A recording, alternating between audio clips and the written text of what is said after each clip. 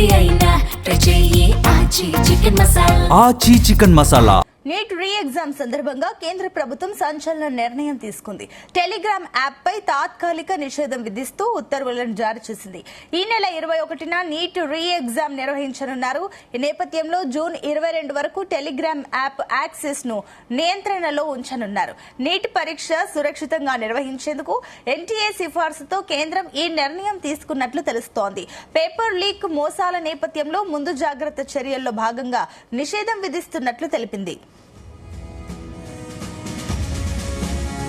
ఇదే అంశానికి సంబంధించి మరిన్ని డీటెయిల్స్ మా కరెస్పాండెంట్ వేణుగోపాల్ అందిస్తారు. వేణుగోపాల్, దేశవ్యాప్తంగా సంచలనం సృష్టిస్తున్న నీట్ పరీక్షల వివాదం నేపథ్యంలో కేంద్ర ప్రభుత్వం సంచలన నిర్ణయం తీసుకుంది. జూన్ 21న దేశవ్యాప్తంగా ప్రతిష్టాత్మకమైన NEET exam re exam conduct చేస్తుంది. ఇక ఈ నేపథ్యంలో ప్రముఖ మెసేజింగ్ యాప్ టెలిగ్రామ్ పై కేంద్ర ఎలక్ట్రానిక్స్ ఐటీ మంత్రిత్వ శాఖ తాత్కాలికంగా దేశవ్యాప్తంగా ఆంక్షలు విధిస్తూ ఉత్తర్వులు జారీ చేసింది. పరీక్షల నిర్వహణలో ఎలాంటి అక్రమాలకు తావు లేకుండా అత్యంత పారదర్శకంగా రీటెస్ట్ నిర్వహించేందుకు వీలుగా కేంద్ర ఇన్ఫర్మేషన్ టెక్నాలజీ ఐటీ యాక్ట్ 2000లోని సెక్షన్ 69A కింద తన అత్యవసర అధికారం ఉపయోగించి ఈ కఠిన నిర్ణయాన్ని తీసుకుంది కేంద్ర ప్రభుత్వం. ఇక కేంద్రం జారీ చేసిన ఆదేశాల ప్రకారం ఈ నెల 22వ తేదీన వరకు భారత్ లో టెలిగ్రామ్ యాప్ సేవలను పూర్తిగా నిలిపివేయనున్నారు. పరీక్షకు ముందు, పరీక్ష జరిగే రోజు, ఆ తర్వాత తలెత్తే పరిణామాలను అడ్డుకోవడమే లక్ష్యంగా ఈ ఆంక్షలు విధించారు. దీంతో పాటు టెలిగ్రామ్ లోని మెసేజ్ ఎడిటింగ్ ఫీచర్ ను సైతం జూన్ 30 వరకు నిలిపివేయాలని కేంద్రం ఆదేశించింది. సాధారణంగా టెలిగ్రామ్ లో పాత మెసేజ్లు ఎడిట్ చేసే అవకాశం ఉండడంతో కొందరు కేటుగాళ్లు పాత మెసేజ్లను మార్చి పేపర్ ముందే లీక్ అయిందంటూ తప్పుడు ఆధారాలు సృష్టించి విద్యార్థులను, తల్లిదండ్రులను మోసం చేస్తున్నట్లు national testing agency, cyber crime విభాగాలు గుర్తించాయి. ఈ నేపథ్యంలోనే టెలిగ్రామ్ వేదికగా జరుగుతున్న మోసాలను అడ్డుకట్ట వేసేందుకే కేంద్ర ప్రభుత్వం ఈ నిర్ణయం తీసుకుంది.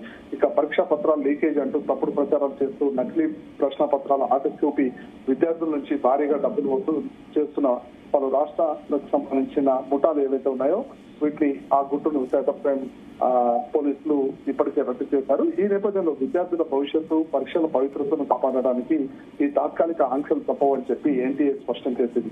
సామాన్య వినియోగదారులకు దీనివల్ల కొంత ఇబ్బంది కలిగినప్పటికీ పరీక్షల భద్రతా దృష్ట్యా ఇవి అత్యంత అవసరమని అధికారులు ఇప్పటికే పేర్కొన్నారు. ఇక జూన్ 21న జరిగే నీట్ రీ ఎగ్జామ్ కోసం ఇప్పటికే కఠినమైన మిలిటరీ స్థాయి భద్రతా ఏర్పాట్లు, biometric verification, artificial intelligence, CCTV నిఘా వంటి అత్యాధునిక చర్యలను ప్రభుత్వం అమలు చేస్తుంది.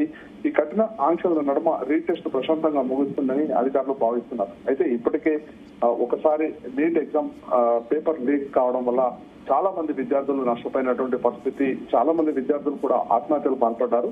ఈ నేపథ్యంలో ఈసారి పకడ్బందీ చర్యలు తీసుకొని నీట్ ఎగ్జామ్ కండక్ట్ చేయాలని చెప్పి ఇటు కేంద్ర ప్రభుత్వం భావిస్తోంది. ఇక అందులో భాగంగానే టెలిగ్రామ్ యాప్ పై తాత్కాలిక ఆంక్షలు కూడా పెట్టడం జరిగింది. అయితే వేణుగోపాల్, ఇప్పుడు కేవలం టెలిగ్రామ్ యాప్ పైనే యాక్సెస్ నియంత్రణ ఎందుకు చేస్తారు? ఇంకా ఇతర వెబ్సైట్స్, కొన్ని platforms, third parties platforms websites ద్వారా కూడా ఒకవేళ షేర్ చేసుకోవాలంటే అలాంటి ప్రయత్నాలు కూడా జరిగే ఛాన్స్ ఉన్నాయి కాబట్టి వాటిపైన థర్డ్ పార్టీస్ వెబ్సైట్ వీటిపైన ఏమన్నా ఫోకస్ ఉందా?